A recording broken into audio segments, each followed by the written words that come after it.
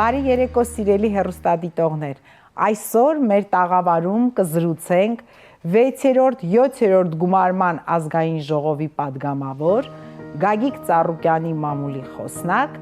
Իվետա Տոնոյանի հետ։ Բարև ձեզ, սիրելի Տիկին Տոնոյան, համեցեք։ С праздником, с Днем Великой Победы, Տիկին Տոնոյան ջան, շնորհավորում եմ ձեզ, շնորհավորում եմ բոլորին եւ եթե դուք շնորհավորական խոսք ունեք մեր հեռուստադիտողներին, մեր հայրենակիցներին խնդրեմ Սիրով կլսենք։ Նախ շնորհակալ եմ հրավերի համար եւ շատ ուրախ եմ հյուրընկալվել ձեր տաղավարում։ Առաջին անգամ եւ այո, իսկապես շատ խորհրդանշական է, որ հենց այսօր եմ հյուրընկալվում ձեր տաղավարում եւ կուզեմ սրտանց շնորհավորել հայրենական մեծ պատերազմում տարած փառահեղ հաղթանակի առթիվ մեր բոլոր հայրենակիցներին, հետ խորհրդային բոլոր երկրների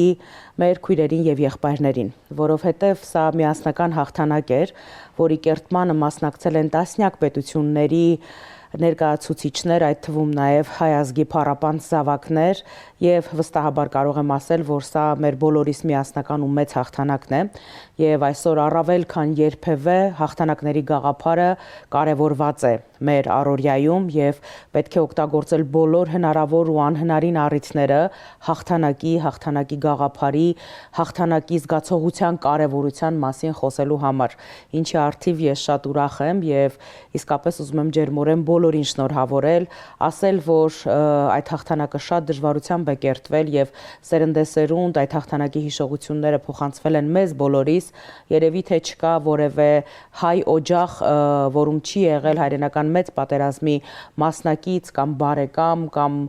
որևէ այլ այսպես մասնակցություն ունեցող անձ, դրա համար ես վստահաբար կարող եմ ասել, որ սա բոլորիս տոնն է եւ բոլորիս ջերմորեն շնորհավորում եմ այդ առթիվ։ Շատ շնորհակալ եմ Տիկին Տոնոյան, ես էլ շնորհակալ եմ, որ ընդունեցիք հրավերս եւ այսօր մեր տաղավարում եք։ Ես մի քիչ ուզում եմ լուսաբանեմ մեր հեռուստադիտողին, ինչու հենց այսօր։ Իհարկե ես միշտ ուրախ կլինեմ ձեզ այստեղ տեսնել եւ խոսելիք միշտ կգտնվի, բայց ինչու հենց հաղթանակի օրվա առիթով եմ ես ուզում մենք զրուցենք, որովհետեւ ինչպես իմ ծանոթներից մեկը ասեց, Հայաստանի Հանրապետությունում Գագիկ Ծառուկյանի նախաձեռնությամբ եւ հանձնարարականներով հաղթանակի 80-ամյակի պրոյեկտները երևի ավելի շուտ սկսվեցին ու ինչ-որ բաներ ցուցադրվել, քան ռուսական մեդիան։ Փետրվարի 9-ից մեզ մոտ արդեն լուրջ պրոյեկտներ եւ նախագծեր սկսեցին եւ բոլորիս համար գաղտնիք չէ, որ այդ նախագծերը համակարգել եք դուք, դրա համար ես ուզում եմ, որ մենք այսօր մի փոքր դրա մասին խոսենք։ Նախագծերը դեռ շարունակվում են, որոշ նախագծեր արդեն հասցվել են իրենց ավարտին եւ շատ լուրջ ու գեղեցիկ արձագանք են ստացել, հանրությունը հետաքրքրված է, խոսում է եւ ես ուզում եմ, որ դուք մի փոքր այսօր դրա մասին պատմեք եւ լուսաբանեք մեզ։ Մեծ սիրով, քանզի իմ համար եւս շատ այսպես հուզական թեմա է այս թեման եւ կարող եմ վստահաբար ասել, որ մշտապես Ծառուկյան բարեգործական հիմնադրամի կողմից տարբեր ծրագրեր իրականացվում են, սակայն լինում են ծրագրեր, որոնց այսպես առանձնահատուկ ջերմությամբ ու առանձնահատուկ սրտացավությամբ եմ ես վերաբերվում եւ հաղթանակի 80-ամյակին նվիրված խոշորամասշտաբ ծրագրերը հենց այդպիսինն էին։ Ամեն ինչ իրականում սկսվեց պարոն Ծառուկյանի փետրվարյան ելույթից, երբ փետրվարի սկզբին պարոն Ծառուկյանը խոսեց հայրենական մեծ պատերազմում տարած հաղթանակի 80-ամյա հոբելյանի մասին եւ նշեց, որ պետք է ամենայն պատասխանատվությամբ եւ լրջությամբ նախապատրաստվել այդ հոբելյանը նշելուն եւ Ծառուկյան բարեգործական հիմնադրամի աշխատակազմին տրվեց հանձնարարական մշակել ներկայացնել ծրագրեր, ինչպես նաեւ ուսումնասիրել այլ անհատների եւ կազմակերպությունների կողմից տոնի խորհրդին նվիրված ծրագրերը եւ նպատակահարմարության դեպքում այո նաեւ նրանց ֆինանսավորել շատ կարճ ժամանակահատվածում նախապատրաստական աշխատանքները իրականացվեցին շատ օպերատիվ եւ փետրվարի 9-ից այլևս տրվեցին այդ նախագծերի իրականացման մեկնարկը առաջին այսպես ասեմ խոշոր նախաձեռնությունը դա այո հեռուստատեսային հաղթանակի ժամանակը պրոյեկտի մեկնարկն էր այս 3 ամիսների ընթացքում շուրջ 20 թողարկումներում հայերեն եւ ռուսերեն լեզուներով հեռարձակվող թողարկումներում մենք ներկայացրել ենք ստեղծագործական թիմի հետ միասին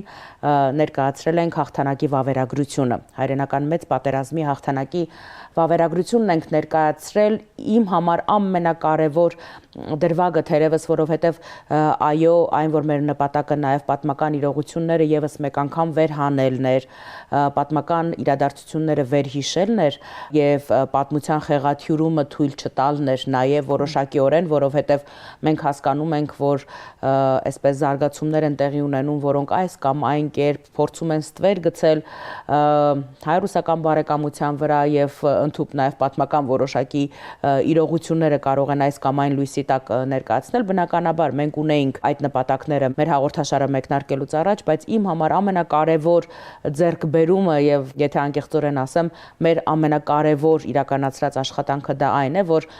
այս թողարկումների ընթացքում մենք կարողացել ենք զրուցել պատերազմի եւ այդ հաղթանակի կենթանի վկաների հետ որովհետև ցավով պետք է նշեմ, որ նրանց քանակը շատ փոքրաթիվ է այլևս, խոսքը վետերանների մասին է,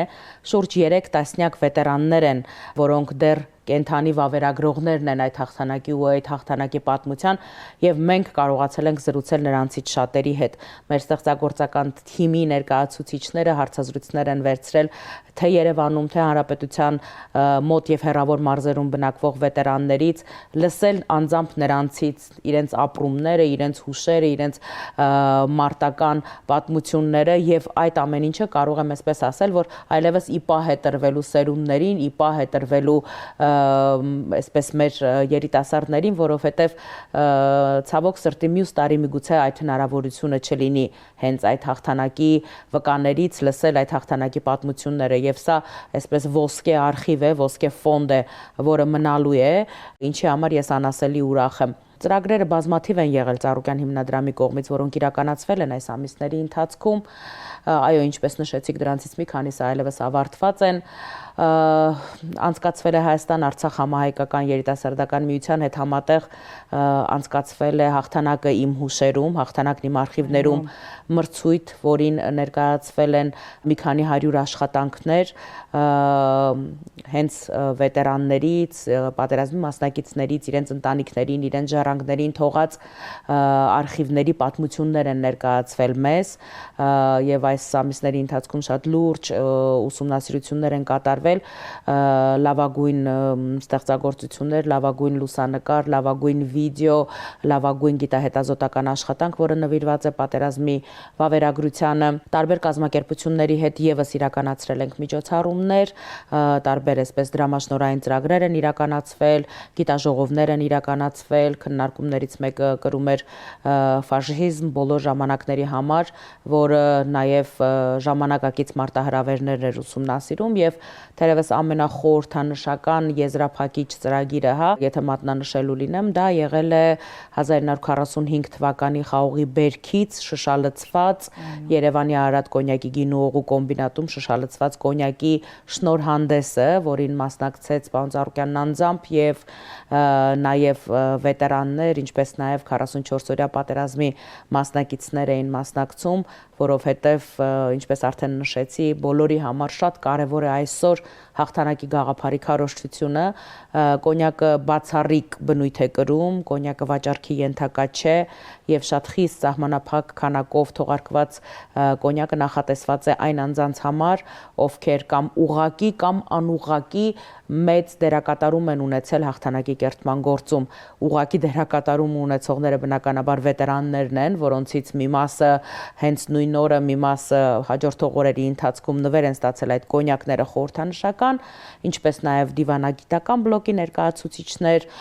հանրության տարբեր ոլորտներում լրջագույն այսպես դերակատարում ունեցող անձինք, մտավորականներ, արվեստի մշակույթի գործիչներ, առողջապահության ոլորտի ներկայացուցիչներ եւ բնականաբար ինչպես պարոն Ծառուկյանը հենց շնորհանդեսի օրը նշեց, առաջին նմուշները այդ կոնյակի ուղարկվել են այսօր Բաքվի բանտերում պահվող մեր հայրենակիցների ընտանիքներին ի նշան զորակցության, ի նշան հավատի, որ օրերից մի օր, այո, նրանք այլևս Հայաստանում են լինելու եւ միասին այդ կոնյակը բացելու հնարավորություն են ունենալու։ Ծրագրերը բազմաթիվ են, եթե խոսելու լինենք, կարող ենք շատ երկար խոսել դրանց մասին, բայց դրանց ամենակարևոր գաղափարախոսությունը, որ այս ամիսների ընթացքում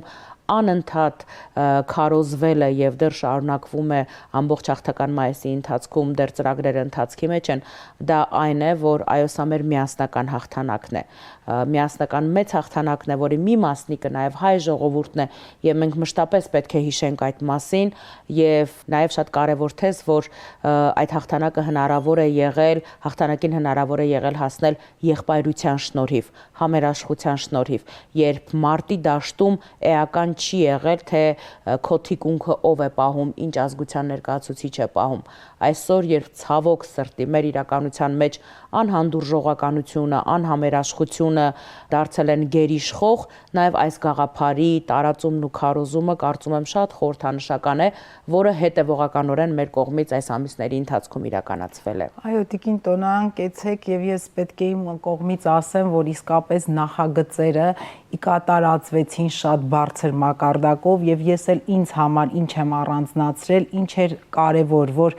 այդ ամենում ընդգրկված եղան մեր հասարակության բոլոր շերտերը եւ բոլոր տարիքային խմբերը։ Այ դուք հիմա վետերաններից եք խոսում, բայց նախագծերը, օրինակ հաղթանակի ժամանակ հաղորդումը, ես հասկացա, որ վետերանների մոտ օրինակ դա երախտիկ է, դա լավ հուշեր են, նաեւ վատ հուշեր են, բայց sense ոնց որ պատմական հիշողությունների մի sense երկար պատմություն։ Միջին սերունդը, միջին սերնդի մարդիկ շնորհակալ են այդ նախագծերի համար, որ նորից մեկ անգամ կարողացել են վերհիշել իրենց պապերին, տատերին, ծնողներին եւ այլն։ Եվ ինչը ամենակարևորն է, այսօր մեր երիտասարդները, ինչը չեմ թաքցնի, որ ինչ որ ձևով արդեն կտրված են մնացել այդ ամեն ինչից։ Կան երիտասարդներ, որ շատ քիչ գիտելիք եւ գաղափար ունեն հաղթանակի մասին, հաղթանակի նշանակության մասին, կամ միգուցե նաեւ չէին էլ պատկերացնում, ինչի հենց Հայաստանում էլ պետք է օրինակ մեծ շուքով նշվի հաղթանակի 80-ամյակը, բայց հաղթանակի ժամանակ հաղորդումը եւ շատ այլ նախագծեր, որոնցում նաեւ ներքաշված էին երիտասարդները, իսկ գիտեք, ես հնարավորություն ունեմ նրանց հետ շփվելու ամենօրյա ռեժիմով, շատերը ասում են, որ մենք փաստորեն մեր ժողովրդի պատմությունը լավ չգիտեինք, մենք լավ չգիտեինք մեր հերոսներին, սրանք երևույթներ են, պատմական իրադարձություններ են, դեմքեր են եւ դեպքեր են, որոնց մասին յուրաքանչյուր իրեն հարգող հայ մարդ եւ երիտասարդ պետք է իմանա։ Այնպես որ կարող եմ ասել, որ դուք իսկապես հաջողություն եք գրանցել։ Շնորհակալ եմ շատ, դա միասնական թիմային շատ լուրջ աշխատանքի արդյունք է։ Վստահաբար մենք էլ ենք ստացել արձագանքներ եւ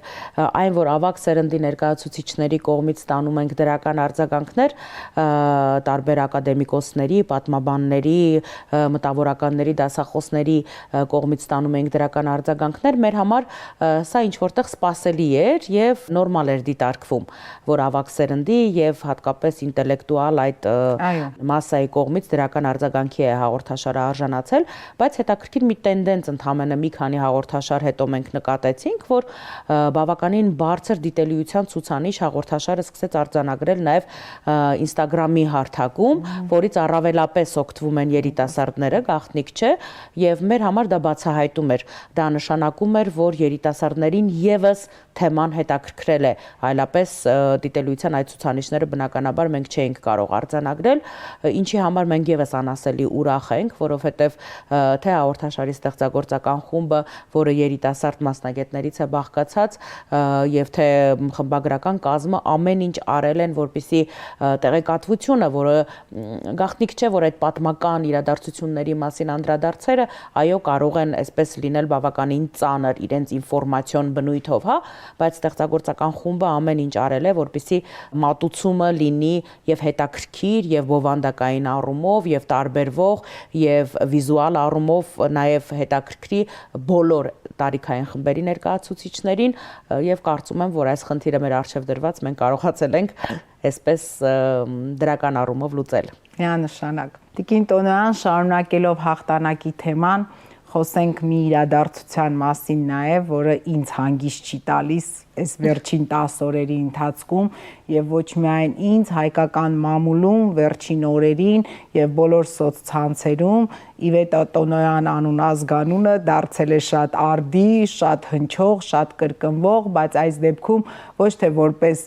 այս նախագծերի համակարգող, այլ որպես հայկական պատվիրակության անդամ, ով ապրիլի 28-ից 29-ը Մոսկվայում Եդինայա Ռոսիա կուսակցության կողմից կազմակերպված միջազգային սիմպոզիումին մասնակցեց հետևյալ խորագրով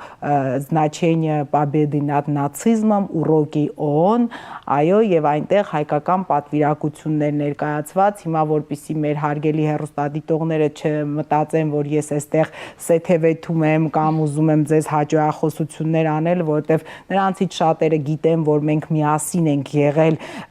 Մոսկվայում, բայց հարգելի Տիկին Տոնոյան, սիրելի Իվետա, ես նորից եմ կրկնում, դա այն իրադարձություններ, որի մասին մենք պետք է խոսենք միշտ, պետք է չմոռանանք, որովհետեւ ինձ համար օրինակ պատերազմից հետո դիվանագիտական հարթակում սպորտում ունեցել էինք հաղթանակներ, դիվանագիտական հարթակում ես չգիտեմ, միգուցե դուք գիտեք եւ այլ հաղթանակներ, սա այս փոքր պատվիրակության 6 հոգուց բաղկացած առաջին հաղթանակն էր, որը անկեղծ ասած հանգիստ չի տալիս եւ ես մտածում եմ, որ մենք պարտավոր ենք այսօր դրա մասին խոսելու Եվ շարունակելով թեման, սիմպոզիում, որտեղ ներկայացված էին 29 երկրներից շուրջ 100 պատվիրակներ, եթե ոչ նույնիսկ ավել, հայկական պատվիրակությունը բաղկացած էր 6 հոգուց, ելույթ պետք է ունենային մեր պատվիրակությունից Իվետ Տոնոյանը, Հանրապետական կուսակցությունից Էդվարդ Շարմազանովը։ Ես ուզում եմ, որ հեռուստադիտողը իմանա, որ ադրբեջանցիները այնտեղ խախտեցին խաղի կանոնները, որովհետև գաղտնիք չի եւ դրա մասին խոսվել է, որ մեզ ասում էին, որ այնտեղ թեման միայն հաղթանակի 80-ամյակն է եւ ՄԱԿ-ի դասերը, այո, եւ պետք է խոսվի միայն դրա մասին։ Եվ վեր կացավ падգամավոր ադրբեջանցի Ոմն Գուսեյնովա եւ խոսեց այն ինչ որ խոսեց։ Նրան արձագանքեցին մեր կողմից, մեր պատվիրակությունից Իվետ Տոնոյանը եւ Էդվարդ Շարմազանովը։ Տիկին Տոնոյան, ես ուզում եմ, որ խոսեք այդ մասին ու մի քիչ ավելի պարզ լուսաբանենք դա, որովհետեւ ադրբեջանական մամուլն էլ չի հանգստանում այսքանի օր է, բայց ինչն է հետաքրքիր, նրանք տարբեր ձևակերպումներով գրում են տարբեր բովանդակությամբ նյութեր, հոդվածներ, ձեր ազգանունն է նշված նյութերում, Էդվարդ Շարմազանովի, բայց հետաքրքիր է, որ ոչ մի տեսանյութ նրանք չեն հրապարակում։ Համենայն դեպս ես ադրբեջանական մամուլում, եթե դուք տեսել եք ծանոթ եք, մեր պատվիրակության անդամներից ոչ մեկի խոսքը եւ տեսանյութը մամուլում հրապարակված չէ։ Ադրբեջանական կողմը այնտեղ երևի մտածում էր, որ հայերի համար Արցախի հարցը, արցախցիների ինքնորոշման հարցը այլևս երևի վերջացած է, փակված է, ծալված միտեղ դրած է եւ այլևս ակտուալ չէ։ Եվ միգուցե կարծում էին, որ ինչ որ խոսեն, մենք ինչպես ընդունված է վերջին 5 տարիներում, ուղղակի պետք է գլխով թափահարենք եւ հետո ասենք այո, եկեք կնքենք խաղաղության պայմանագիր, բայց եղավ այն ինչ որ եղավ։ Շնորհակալ եմ իհարկե եւս մեկ անգամ այս թեմային անդրադառնալու հնարավորության համար, որովհետեւ թե Մոսկվայում գտնվելու օրերին եւ թե դրան հաջորդող օրերին լրատվամիջոցների հետաքրքրությունը այս թեմայի հանդեպ շատ մեծ է եւ ցավոք սրտի հնարավորություն չի եղել ֆիզիկապես բոլորի հարցադրումներին պատասխանել եւ անդրադառնալ այս հարցին, հիմա եւս մեկ անգամ հնարավորություն կա, այսպես ասած, այս թեմային անդրադառնալու եւ միգուցե նաեւ փակելու այս թեման։ Իրականում արդեն իսկ նախապատմությունը դուք ներկայացրեցիք, աշխատաժողովը նվիրված էր հաղթանակի դասերին, ՄԱԿ-ի ստեղծման նախապատմությանը եւ բնականաբար թե իմ, թե Էդվարդ Շարմազանովի ելույթները հենց վերաբերվում էին այս թեմաներին եւ որևէ մեկը չէր պատրաստվում նախահարցակ լինել այս դեպքում, սակայն այնինչ որ տեղի ունեցավ, բնականաբար դրանից հետո որևէ մեկը լռել չէր կարող եւ այո, ադրբեջանցիների համար սա սառը ցնցուխի նման մի բան էր, որովհետև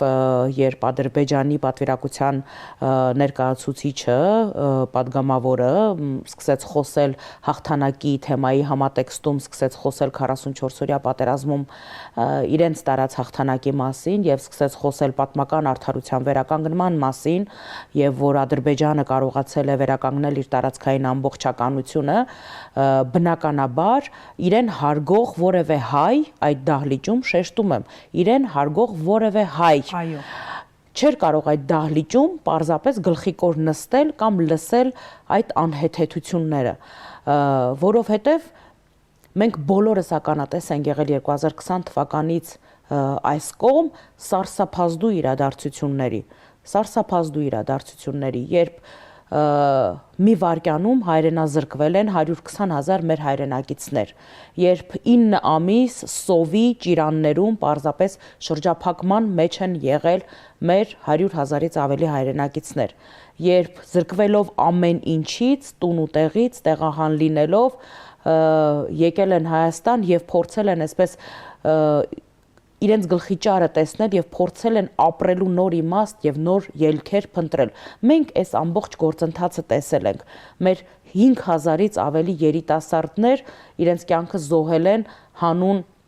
նպատակի եւ այսօր կանգնել եւ միջազգային ամբիոնից խոսել պատմական արդարության վերականգնման մասին առնվազն մեր համար, հայկական պատվիրակության ներկայացուցիչների համար առնվազն անբարոյականություն էր։ Եվ բնականաբար այս դեպքում, քանի որ ելույթի հնարավորություն ունեինք հայկական պատվիրակություններից ես եւ Էդուարդ Շարմազանովը, բնականաբար երկուսս էլ լռել չէինք պատրաստվում եւ երկուսս էլ չարձագանքել չէինք կարող։ Էդուարդ Շարմազանովը իր այսպես շատ հիմնարար ելույթով, պատմական փաստերով պարզապես ջախջախեց ադրբեջանցի պատվիրակի թեզերը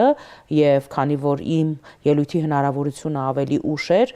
ես եւս բնականաբար խոսելով ֆաշիզմի դրսեւորումների մասին շեշտել եմ, որ ցավոք սրտի 21-րդ դարում եւս ֆաշիզմը շարունակվում է եւ այդ ֆաշիզմի դրսեւորումներից մեկը խաղաղ գյուղերի եւ քաղաքների անընդհատ կրակահերթերի տակ պահելն է, 120,000 մեր հայրենակիցների բռնի տեղահանումն է, մեր պատմամշակութային ժառանգության այսպես բարբարոսաբար ոչնչացումն է եւ դրանով եւս մեկ անգամ թե Ռուսաստանի ներկայացուցիչների եւ թե դահլիճում գտնվող շուրջ 30 երկրների ներկայացուցիչների պատվիրակների ուշադրությունը հրավիրել եմ հենց այդ իրավունքների ոտնահարման ու ֆաշիզմի դրսեւորումների վրա։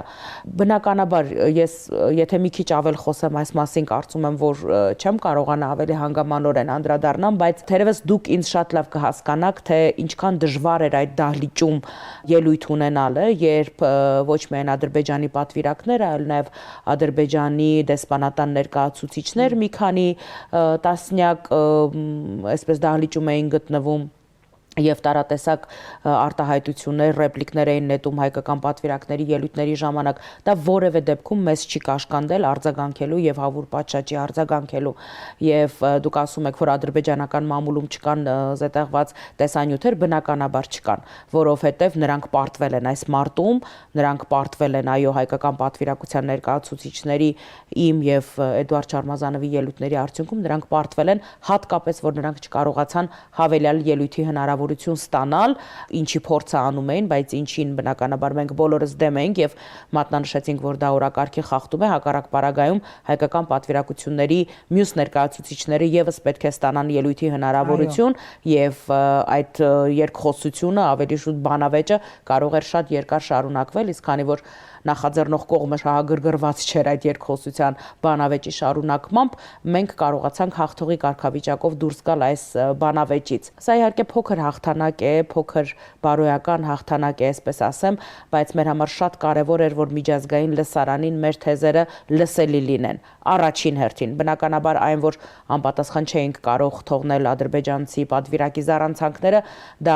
եւս շատ կարևոր էր, բայց կարևոր էր նաեւ, որ միջազգային լսարանին հասանելի եղան այն թեզերը, որը մենք կուզենայինք հնչեցնել։ Բնականաբար մեր ելույթները նվիրված էին հաղթանակին, հաղթանակի դերակատարմանը, բայց երբ որ շրջանցելով այդ օրակարգը Ադրբեջանի կողմը նախահարցակ է լինում, մենք բնականաբար պետք է արձագանքեինք եւ արձագանքեինք հավուր պատշաճի։ շատ դժվար էր էմոցիոնալ առումով շատ դժվար էր այդ դահլիճում ներկա գտնվելը, միայն ներկա գտնվելն էր արդեն իսկ դժվար, որովհետև մենք երկուսս էլ աշխատել ենք նախորդ գումարման խորհրդարաններում, աշխատել ենք միջազգային պատվիրակությունների կազմում եւ վստահ եմ, որ դուք էլ սիրելի Լուիզա շատ լավ հիշում եք, թե միջազգային պատվիրակությունների այսպես աշխատանքների ընթացքում Ադրբեջանի պատվիրակությունը մշտապես որքան վախվորած, որքան գլխիկոր կեցվածք էր ունենում Հայաստանի պատվիրակության հետ իր շփումներում եւ քանի որ այբնական կարգով միշտ այսպես կողքի էին լինում հայկական ու ադրբեջանական պատվիրակությունները, նրանք անգամ մեր դիմացով չէին անցնում, շրջանցում էին դահլիճը եւ գնում եւ հակառակ կողմով էին նստում իրենց տեղերում տարբեր միջազգային հարթակների, այսպես աշխատանքների ընթացքում։ Իսկ հիմա ադրբեջանցիները իրենց պահում են նմանատիպ աշխատաժողովների ընթացքում պահում են իրենց շատ լկտի, պահում են ցինիկ, այսպես այլ դիրքերից են նայում հայկական պատվիրակություններին եւ նմանատիպ արձագանքները թերևս իրենց համար անսպասելի էր եւ շոկի մեջ էին առաջին րոպեներին, չէին հասկանում, որտեղ վստահաբար մտածում էին, որ թերևս չի լինելու հայկական պատվիրակության կողմից արձագանք եւ չարաչար սխալվում էին, որովհետեւ պատասխան պարզապես չէր կարող չլինել, որտեղ սա վստահաբար թե մեր պատվիրակության համար, թե հանրապետական կուսակցության պատվիրակության համար ազգային արժանապատվության հարց էր։ Եվ այստեղ անձերի խնդիրը չէր, բացարձակ կապ չուներ, թե որ կուսակցության ներկայացուցիչներ այդ պահին հանդես գալիս Հայաստանի անունից։ Դա ներքին, այսպես չբարձրաձայնված համաձայնությամբ արված քայլ էր, որը կարծում եմ, որ միանշանակ պետք է արվեր։ Տիկին Տոնոյան, դուք արդեն ձեր խոսքում նշեցիք, որ ձեր ելույթը Էդուարդ Շարմազանովի ելույթից հետո էր եւ այո, ես դահլիճում ներկա էի, դահլիճը այդ ընթացքում դարձավ ավելի մարդաշատ, քանի որ Շարմազանովի ելույթից հետո, որ ընթերցեցին հայկական ազգանուն կա, մտածում էին, որ վտանգները շատանում են, այնտեղ ինչ որ եկան ադրբեջանցի այլ ներկայացուցիչներ, մենք չգիտեինք ովքեր էին, որտեղ իրենց պատվիրակությունը ընդամենը 2 հոգի էր։ Իրենց դիվանագիտական բլոկը շատ ակտիվացավ եւ ուժեղացավ, ինչը հայկական կողմը էլի ոչ մեկը չուներ այնտեղ իր թիկունքին կանգնած եւ դուք շատ ճիշտ եք ասում, որ ուղակի այդ պահին ելույթը միանշանակ դարձավ պարզապես հայ մարդու ելույթ, ով միջազգային հարթակներից պետք է հասցնի միջազգային հանրությանը նաեւ, որ հայ ժողովուրդը այս ամենի հետ հաշտ չէ։ Հայ ժողովուրդը հաշտ չէ Արցախի կորստի հետ, արցախցիների այսօրվա իրավիճակի հետ։ Ձեր պարագայում, Տիկին Տոնոյան, այդ լարվածությունը հասավ իր կուլմինացիային դահլիճում եւ եկավ ձեր ելույթի պահը։ Այստեղ արդեն հայ կին Իվետա Տոնոյանը պետք է հանրության առաջ խոսեր իր ժողովրդի խնդիրներից եւ հանրությանը հասցներ Արցախի եւ Արցախցու խնդիրը։ Հիմա Տիկին Տոնոյան, երբ որ արդեն այսքանի օրը անցել է, վերապրել եք ձեր մեջ այս ամենը, ի վերջո դուք այնտեղ էմոցիոնալ ձեզ շատ հավասարակշռված եւ հանգիստ պահեցիք, բայց մեր հեռուստադիտողը հիմնականում կանայք են եւ ես ուզում եմ, որ նաեւ դա լսեն։ Հիմա անկեղծ եղեք այսօր ինչ էր զգում Իվետա Տոնոյանը այդ հայացքների, այդ գորգորոցների, նրանք բղավում են, մեր պատվիրակությունը այս կողմից է բղավում, ով ինչ պատմական նյութ հիշում է իր հիշողությունների մեջ գիտի, բղավում է, այստեղից մենակ գոռում ենք Իվետա, դու խոսի, այստեղ ինչ էիք զգում Տիկին Տոնոյան այդ պահին։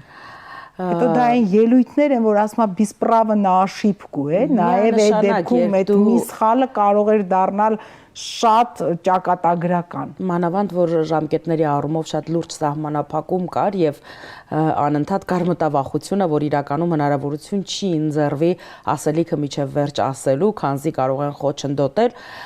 որովհետեւ այո դուք արդարացիորեն նշեցիք, որ Շարմազանովի ելույթից հետո արդեն իսկ դահլիճում բավականին շատացել էին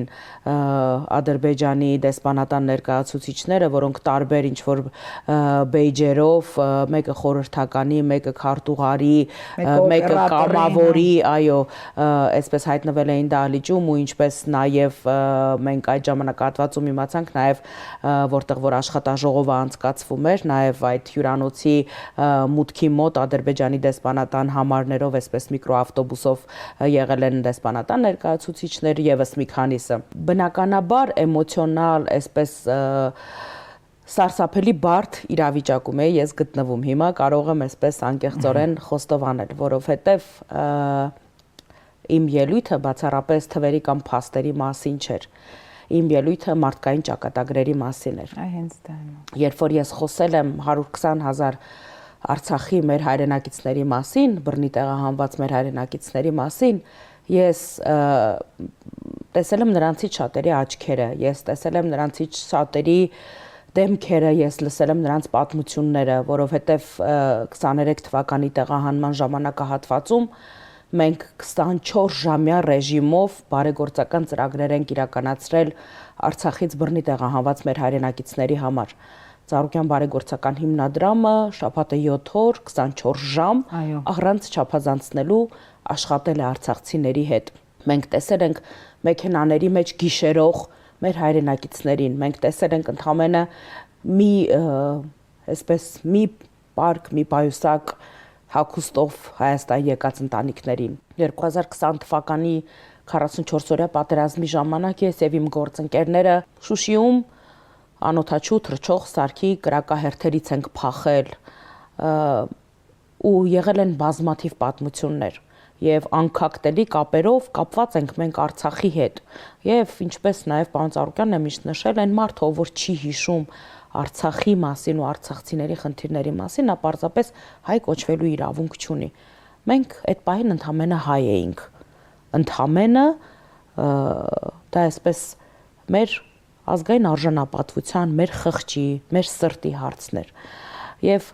այդ պահին բնականաբար լինում է չէ երբ որ այսպես մարզիկները եզրագծից առաջ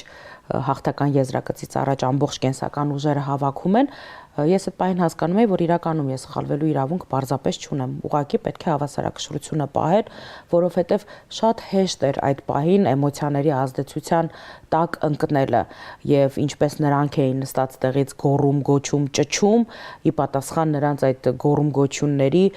ճչալ կամ բղավել կամ բայց ես հասկանում եմ որ ասելիքը տեղ հասցնելու համար պետք է մաքսիմալ հանդարտ հավասարակշռված լինել եւ այլ բան է թե դրանից հետո ես ինչ հույզեր եւ ապրումներ եմ ունեցել, որովհետև իրապես երբ որ այդ էմոցիաները անցնում են ու երբ որ պահի տակ այդ էմոցիաները դատարկվում են, դու նոր հասկանում ես թե ինչ տեղի ունեցավ։ Ես անկախ ամեն ինչից, անկախ այդ պահի լարվածությունից, գերմարտկային ջանքերից գործադրված, շատ ուրախ եմ, որ այդ հնարավորությունը ընձեռվեց խոսելու այդ մասին, հենց միջազգային լսարանի առաջ խոսելու այդ մասին, որովհետև մենք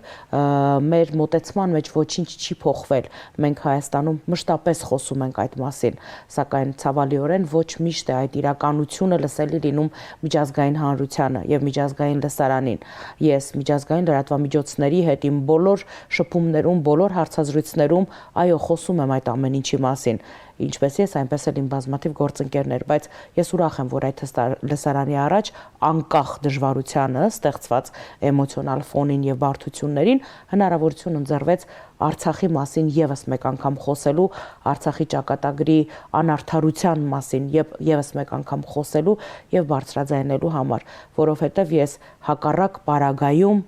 Արցախի իմ ընկերների, գործընկերների աչքերի մեջ նայելու քաջություն չէի ունենա երբեք։ Հաղթանակի օրերին ընդառաջ մենք մեզ հաղթանակ նվիրեցինք եւ այդ հաղթանակով իսկապես վերադարձանք։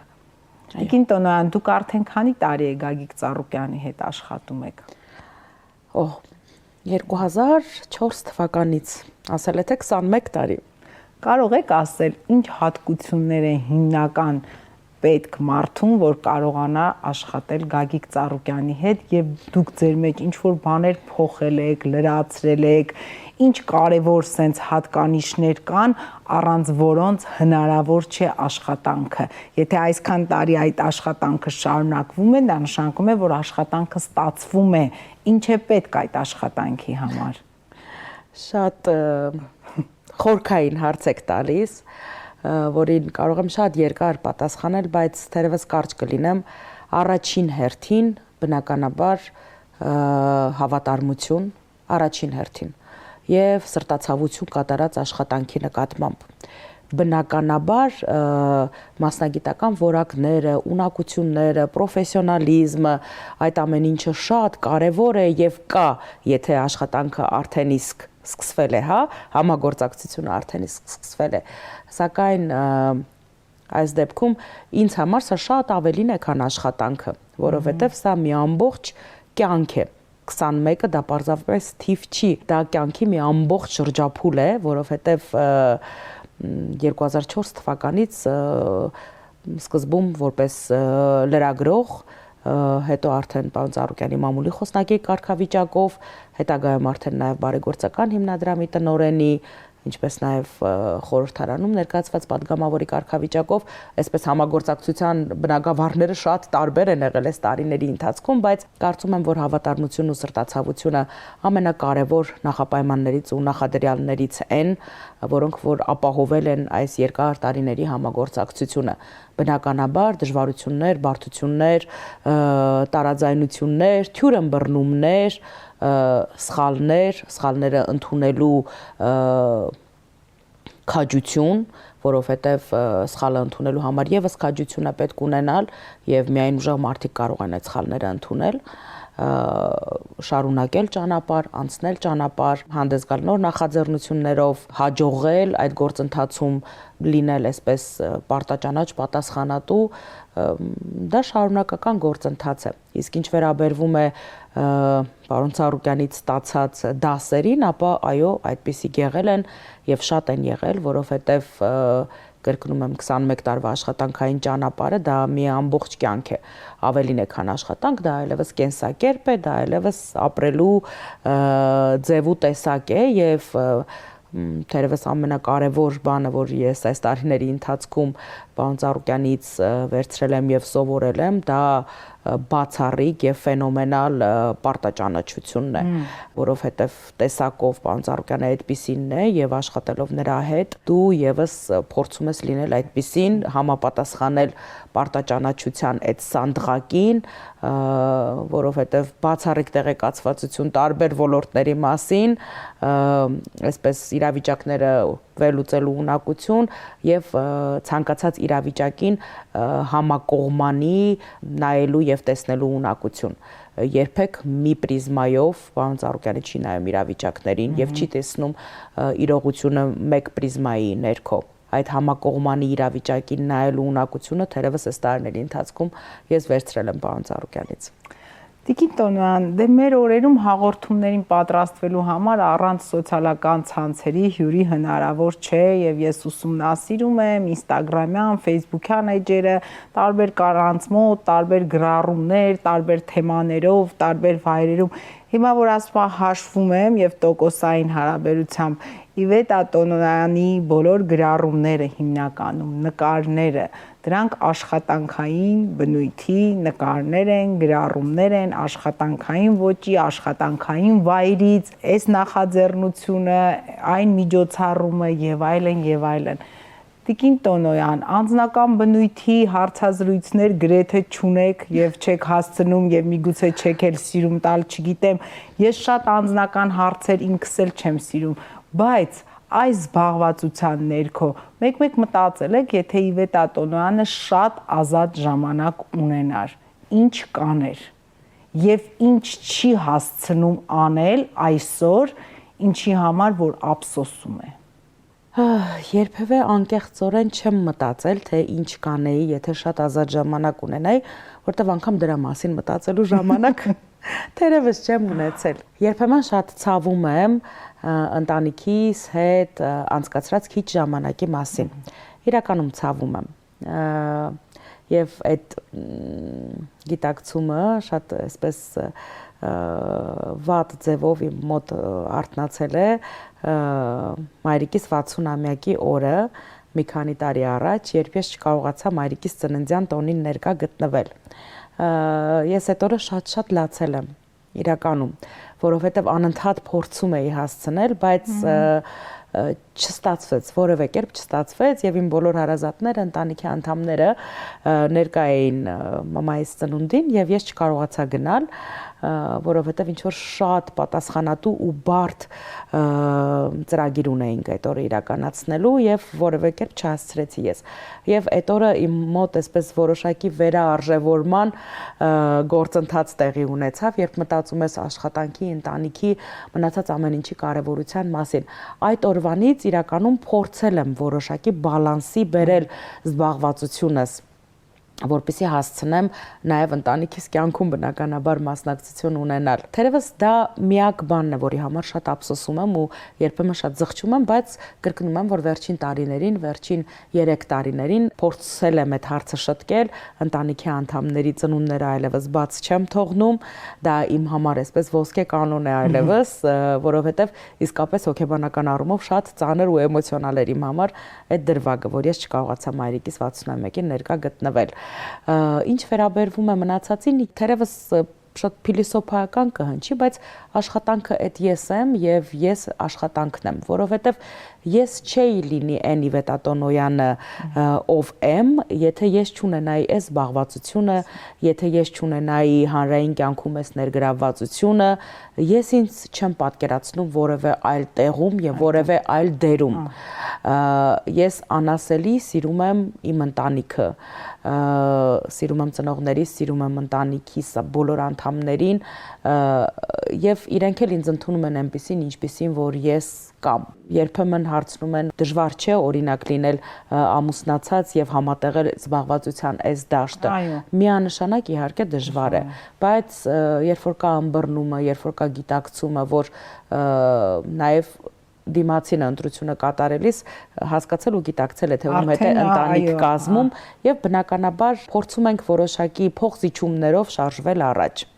Ինչ վերաբերվում է սոցիալական ցանցերին, բնականաբար, այո, երբ որ օրվա մեծ մասը զբաղեցնում է աշխատանքը, բնականաբար նաև սոցիալական ցանցերի գրառումներն ու նաև մնացած հրապարակումներն են նկարները աշխատանքի վայրից են հիմնականում։ Եվ հետո այսպիսի մի բան կա, ես ինքը շատ չեմ սիրում իմ անձնական կյանքը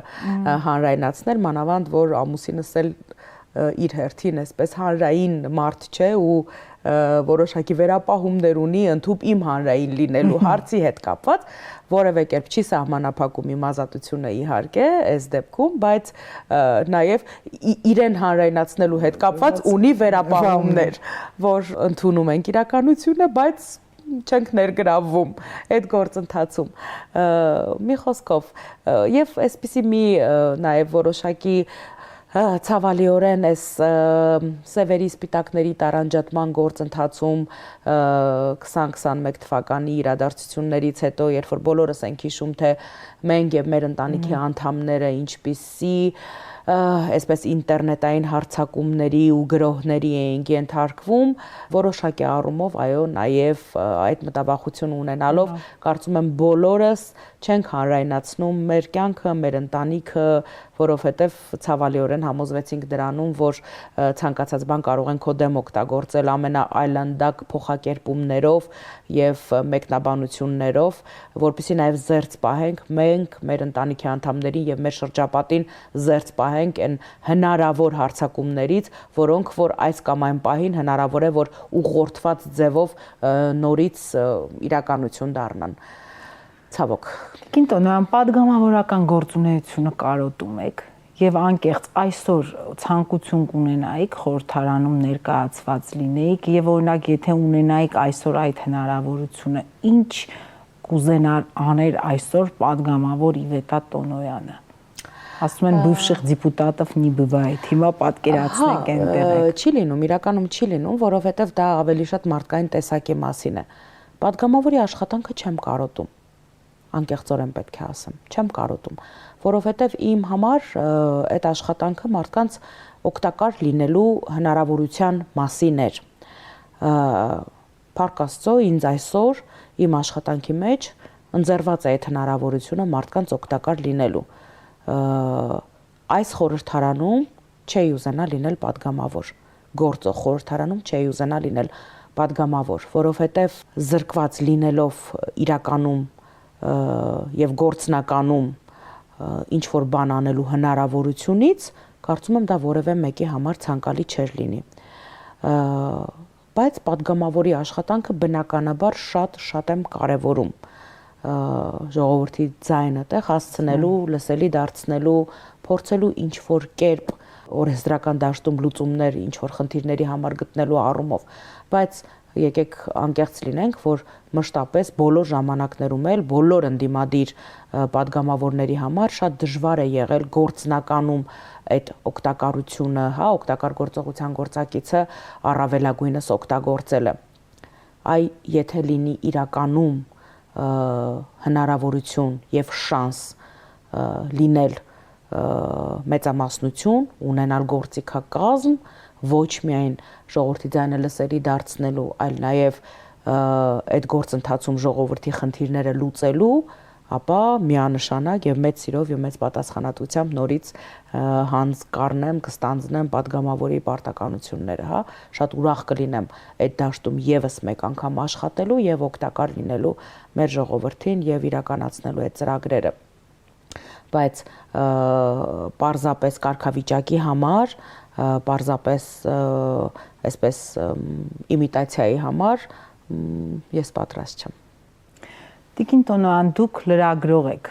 մասնագիտությամբ, պրոֆեսիոնալ լրագրող։ Ձեր սկիզբը, այսպես ասած, եղել է լրագրությունը։ Դուք երկար տարիներ աշխատել եք հեռուստաընկերությունում, կենտրոն հեռուստաընկերությունում, բազմափորձ ունեք, շատ մեծ գործ ունեք արած նաև այս հեռուստաընկերության համար։ Ի վերջո, լրագրություն, մեդիա դաշտ, падգամավորական գործունեություն, բարեգործական հիմնադրամի աշխատանքներ, Գագիկ Ծառուկյան բարեգործական հիմնադրամի, Գագիկ Ծառուկյանի մամուլի խոսնակ, Իվետա Տոնոյանը ինքը իրեն ներդաշնակ եւ կոմֆորտ, որտեղ է զգում։ Ի վերջո ձեր ամպլուան որն է։ Քանի որ ոլորտները շատ փոխկապակցված են իմ կյանքում մշտապես եղել, բնականաբար հեռուստատեսությունը դա իմ աշխարհն է։ Հեռուստատեսությունը դա կոչումն է, դա միանշանակ է։ Ես հեռուստատեսությունում աշխատել եմ շուրջ 20 տարի եւ կարող եմ ասել մեկ մարմին եմ եղել ես եւ հեռուստատեսությունը։ Հետո հանգամանքների եւ աշխատանքային, այսպես զբաղվածության ոլորտների հետ կապված որոշակի փոխատեղումներ են եղել, բայց միևնույն է իմ աշխատանքի բոլոր ոլորտները այս կամ այն կերպ կապված են հեռուստատեսության հետ, որովհետև ինչպես ասում են, ինչպես առաջին իմ դասախոսներից մեկը Գագիկ Մկրտչյանն էր ասում, հեռուստատեսությունը դա հաճելի ճահիճ է ամբողջ կյանքի համար, անկախ ամեն ինչից, գործունեության տարբեր ոլորտներ, թե քաղաքականության մեջ падգամավորի կարգավիճակով ամենօրյա հարցազրույցներ, եթերներ, միևնույնն է, այսպես թե այնպես հեռուստատեսության հետ փոխկապակցված է դա։ Կամ հիմա մեր գործունեության մյուս ոլորտներով բարեգործական հիմնադրամը կլինի, թե որևէ այլ գործունեություն, այսպես թե այնպես կապված է հեռուստատեսության հետ, բայց իմ մասնագիտությունն է բնականաբար այն դաշտը, որտեղ ես խաղաղ եմ, ներդաշնակ եմ եւ ես կարող եմ պարզապես ստեղծագործական ինչ որ գործընթացի մասնակցել, կապ չունի ֆիզիկական գտնվելու վայրը, հա, դա հենց հեռուստատեսություն է, տաղավար է, թե աշխատասենյակ է որևէ այլ վայրում, բայց գործընթացը, որը կապ ունի ստեղծագործական process-ի հետ, դա կարող է լինել օրինակի համար, չգիտեմ, սցենարային ինչ որ աշխատանք կամ ինչ որ ելույթի հետ կապված, նախապատրաստական ինչ որ աշխատանք, որը այս կամ այն կերպ կապ ունի այդ ստեղծագործական գործընթացի հետ, դա իմ աշխարհն է, դա իմ տարերքն է, որտեղ ես ինձ զգում եմ ինչպես այսպես ասած ձուկը ջրում եւ այո այդ ստեղծագործական ազատության մեջ ես ինձ զգում եմ ներդաշնակ եւ ինքնաբավ։ Տիկին Տոնոյան, դուք կարծրատիպեր ունեք եւ ինչ է կարծրատիպը ձեզ համար ընդհանրապես։ Անկեղծորեն այստեղ գալուց մտածում էի այդ մասին եւ մտածում էի որ կհնչի նմանատիպ մի հարց եւ հասկացա որ շատ բարդ է սահմանագիծը նշել կարծրատիպերի եւ դաստիարակության, որովհետեւ երբեմն մոդայիկ է ասել, որ ես չունեմ կարծրատիպեր, ես իսպարզերծ եմ կարծրատիպերից, բայց շատ հեշտ է անցնել անդաստիարակության սահմանագիծը եւ հակառակը երբեմն հեշտ է ասել եւ ընդունված է ասել, որ ես ունեմ դաստիարակություն, ես դաստիարակված եմ, բայց պարզել, որ դու ընդամենը կաղապարված ես կարծրատիպերով։ Սահմանագիծը շատ նուրբ է, պետք է գտնել այդ բալանսը, պետք է գտնել այդ ոսկե միջինը, ունենալ եւ դաստիարակություն եւ գտնվել խելամտության, կարծրատիպերի խելամտության շրջանակներում, հա։ Ես չեմ կարող ասել, որ ես չունեմ կարծրատիպեր, բայց ես իմ գործունեության արդեն շուրջ 22 տարիների ընթացքում պարբերաբար կոտրում եմ կարծրատիպեր, առանց ավելորդ համեստության պետք է ասեմ, որովհետեւ ստաց մասնագիտության ընտրության հարցից վերջացրած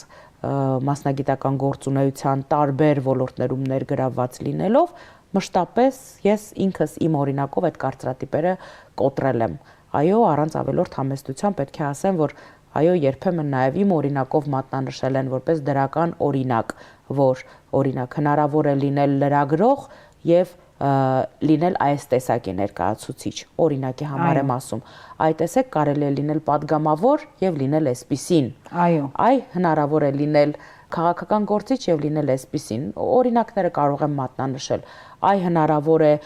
աշխատել ուժեղ կայացած հանրության մեջ մեծ ճանաչում ունեցող մարդու հետ եւ լինել այսպիսին, որովհետեւ դա եւս օրինակ է աշխատել Գագիկ Ծառուկյանի հետ շուրջ 2 տասնամյակ եւ ունենալ հանրության մեջ այն դիրքը, որը դու ունես, որը դու զբաղեցնում ես, այո, դա եւս այսպես մատնանշելու եւ օրինակի առարկա է եղել տարբեր մարդկանց համար, որոնց մասին մենք երբեմն լսում ենք ուղիղ կամ միջնորդավորված եւ կրկին անգամ վերադառնալով ձեր հարցադրմանը, այո, ես ունեմ կարծրատիպեր, բայց իմ օրինակով արդեն շուրջ 2 տասնամյակ նաև կոտրում եմ որոշակի առումով այդ կարծրատիպերը։ Շատ բան։ Եվ կարծում եմ, որ նորմալ է ունենալ կարծրատիպեր։ Իհարկե։ Նորմալ է ունենալ դրանք, որովհետև հակառակ պարագայում, երբ չկան այդ որոշակի սահմանները, ցավոք սրտի հատկապես հիմա, երբ արժեքային շատ համակարգեր լղոզվել են, այդ համակարգերի սահմանները, հա, անարժեքությունն է դարձել արժեք, ցավոք սրտի։ Այսինքն ազատությունը լկտիության հետ պետք չի խառնել եւ ասել եւ բնականաբար ամեն մարդ ինքը իր կյանքով իր օրինակով է ցույց տալիս, թե ինչին է ինքը հավատում, երբեմն կյանքում լինում են իրավիճակներ, երբ զարմանում ես։ Ես ինքս անկեղծորեն, եթե մի փոքր շեղվելու լինեմ, երբեք ֆատալիստ չեմ եղել, երբեք ճակատագրապաշտ չեմ եղել, բայց կյանքի ընթացքում եւ բազմաթիվ այսպես դրսևորումների արդյունքում հասկացել եմ, որ իրականում որևէ բան կյանքում պատահական չի լինում։ Այն մարդիկ, ովքեր հայտնվում են մեր կյանքում պատահական չեն հայտնվում ընդհուպ տասնամյակներ հետո, այն մարդիկ, ովքեր անհետանում են մեր կյանքից, պատահական չեն անհետանում, ուրեմն այդպես էր պետք եւ ուրեմն ճիշտ ժամանակներ։ Ուրեմն այդ մարդը այլևս իր տիեզերական առաքելությունը քո կյանքում այլևս իրականացրել է եւ այլևս տեղ չունի քո կյանքում։ Եվ այդ կարծրատիպերը երբեմն մեզ օգնում են որոշակի առումով հասկանալ, թե որքանով էին դրանք ճիշտ եւ որքանով էր ժամանակին են ամեն ինչը ինչ որ տեղի է ունենում։ Իվետա Տոնոյանի ապրելու եւ ապրեցնելու բանաձևը այսօր մեր օրերում, մեր հայրենիքում։ Ես ապրում եմ բացառապես եւ ի շնորհիվ սիրո եւ համբերատարության։ Եվ կարծում եմ դա եւս ապրեցնում եմ, որովհետեւ առանց սիրո եւ համբերատարության որևէ բան չես կարող կառուցել։ Քանդելը շատ հեշտ է։ Քանդել կարելի է միշտ։ Եվ քանդում է ատելությունը եւ քանդում է անհանդուրժողականությունն ու անհամբերությունը։ Եթե սիրում ես ու համբերատար ես, կա հույս, որ կկառուցես ու կապրես։ Հակառակ պարագայում հնարավոր է, որ այդ գիծը ընդհատվի։ Հայրենիքը ձեզ համար ամեն ինչ է։ Հայրենիքը իմ տունն է։ Ես ինձ ճանաչող մարդիկ գիտեն, որ շատ երկար տարիներ ես ունեմ հնարավորություն ապրել արտերկրում, աշխատել արտերկրում, բայց անգամ շատ ու շատ թանկ բաներ ինձ համար վտանգի ենթարկելու հաշվին ես չեմ ընտրի դրսում ապրելու հնարավորությունը, որտեղ ես անասելի սիրում եմ իմ հայրենիք։ Սիրելի Իվետա, ըստ հաղորդման ձևաչափի, հաղորդման ավարտին դուք հնարավորություն ունեք ինձ մի հարց ուղղելու, դա պարտադիր պայման չէ, ձեր ցանկությունն է, բայց եթե դա կա, ես սիրով կլսեմ եւ կպատասխանեմ ձեր հարցին։ Ես առնվազն որպես լրագրող ինձ չէի հարգի, եթե չօգտվեի ձեզ հարց ուղղելու հնարավորությունից, ինձ միշտ հետաքրքրել է, քանի որ մենք ծանոթացել ենք, իրար հետ ծանոթացել ենք քաղաքականության բերումով, ինչը փոխել քաղաքականությունը ձեր կյանքում, Լուիզա Սարգսյանի կյանքում, ով դասախոսական գործունեություն էր ծավալում, ով արդեն իսկ ուներ սիրված աշխատանք, սիրված էր ուսանողների կողմից, գործընկերների կողմից, որովհետև մեր ծանոթությունը հենց այդ դաշտում է տեղի ունեցել, ինչը փոխել քաղաքականությունը ձեր կյանքում։ Շատ հետաքրքիր հարց է, պատասխանեմ Իվետա ջան, բայց եւի սկզբից դրականը ասեմ, հետո բացասականը, հա։ Դրական առումով, այո, քաղաքականությունը դա ավելի մեծ հնարավորություններ էին, դա ինչպես ասում են, երկրի առաջին ամբիոնն էր, հնարավորություն ունենալ այդ ամբիոնից բարձրաձայնել խնդիրներ, հարցեր, որոնք հուզում են քո հայրենակիցներին, որոնք հուզում են այն ոլորտը, որտեղ դու կաս, աշխատում ես, ապրում ես այդ ոլորտով, իսկ դուք գիտեք, որ ես սիրում եմ իմ ոլորտը, իսկ բացասականը, բայց նույնիսկ չգիտեմ, դա բացասական է, թե նաև միգուցե դրական է, որովհետև երևի թե ես հասել էի արդեն բավականին լուրջ տարիքի, բայց մի քիչ շատ էի հավատում եւ վստահում մարդկանց։ Հիմա չգիտեմ, դա ռոմանտիզմ է, ավելորդ իմ մեջ եղած, ես հիմա էլ դրանից չեմ ձերբազատվել, բայց մի քիչ իսկապես ասած իրականությանը բախել է ինձ քաղաքականությունը, մարդկանց առումով, մարդկանց իրական տեսակ տեսնելը, ես ճիշտ ասած, հիմա թող ծիծաղելի չտվա, ես մարդկանց մեջ բացասականը չէի տեսնում, ես շատ վատ գծերի չէի հավատում մարդկանց, ես հիմա էլ այնպես չի, որ հիասթափված եմ, ես մարդկանց սիրում եմ, եւ դա ինձ օգնում է ապրել, դա էլ ինձ է ապրեցնում, որովհետեւ ես միշտ մտածում եմ, եթե գա մի օր, որ ես բոլորի մեջ տեսնեմ ինչ որ բացասական գծեր կամ կասկածեմ, դա մյուս օրը ես չգիտեմ, ես չեմ լինի այն, ով ես կամ, բայց ի վերջո ես միշտ այդպիսի մի արտահայտություն եմ ասում եմ, ես 40 տարեկանում նոր մեծացա, մտա քաղաքական դաշտ եւ մեծացա այն առումով, որ հասկացա, որ մարդիկ եւ հատկապես քաղաքական գործիչները մեկ-մեկ վտանգավորության աշճանի լինում են տարբեր, բայց ես դա էլ ընդունել եմ որպես իրականություն եւ անցել եմ առաջ Տիկին Տոնյան, չգիտեմ ինչքանով կարողացա ձեր շնորհակալ եմ պատասխանի համար, այո։ Սիրելի Իվետա, ես եմ շնորհակալ մեր այս հետաքրքիր լուսավոր զրույցի համար, ես նորից եմ ասում, թող սա չլինի կարծրատիպ եւ հեռուստադիտողները թող չմտածեն, որտեվ ես գիտեմ, որ տենց արձագանքներ էլ կլինեն, որ մեկը մյուսին ճանաչում են, հիմա եկել են, նստել են, ինչ են խոսում, բայց ես կարծում եմ, որ երբ որ մարդու գործունեության մեջ կա դրականը, լավը, անկախ նրանից նա քո ընկերն է, բարեկամն է, մենք այդ հայկական սովորությունը ունենք, այ դա կարծրատիպ է։ Մարդուն թվում է, թե եթե դա իր ընկերն է, կամ հեռու բարեկամն է, կամ ազգականն է, եւ ինչ որ մի դրական գործունեություն է ծավալում, դրա մասին պետք է լռել, որովհետև կասեն ծանոթն է, ամոթ է, բայց ես չունեմ այդ կարծրատիպը եւ ես կարծում եմ, որ այո, այս մայիսյան օրերին ընթരാճ դուք շատ լուրջ գործունեություն եք ծավալել այս 4-5 ամսվա ընթացքում եւ դեռ պետք է շարունակեք, որովհետև տարին հաղթանակի տարի է, մինչեւ դեկտեմբերի 31-ն էլ այդ ծրագրերը պետք է իրագործվեն եւ ես իսկապես մեծ ցանկություն ունեի, որ մենք խոսեինք, իսկ դե Մոսկվան եղել է, կա եւ մնալու է իմ հոգում, իմ սրտում եւ ես նորից ես առիթ եմ ունեցել, բայց նորից ձեզ ասում եմ, որպես հայ մարդ եւ հայ կին, շնորհակալություն այդ ամենի համար, որովհետեւ դա իսկապես շատ լուրջ դրական արձագանք ունեցավ մեզանում, երիտասարդները ինչքան ոգևորված էին, այսինքն սա այն փոքր հնարավորություններ, որ մենք կարողացանք աշխարհին ապացուցել, որ միգուցե մեզ ծնկի են իջացրել, բայց այդ ծնկից կանգնելու տարբերակ կա։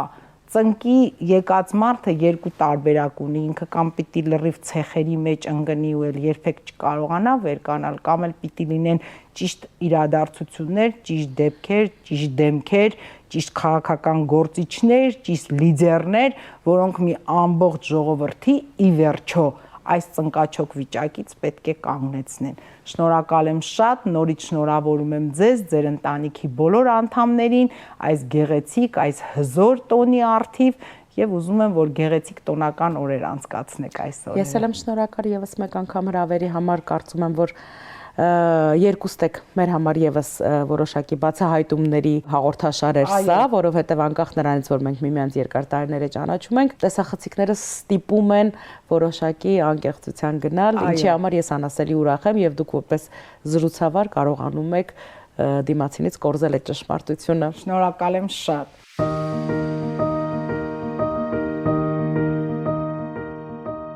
Ես մաղթում եմ, որ առանց կարծրատիպերի հաղորդաշարի երթը լինի մշտնջենական,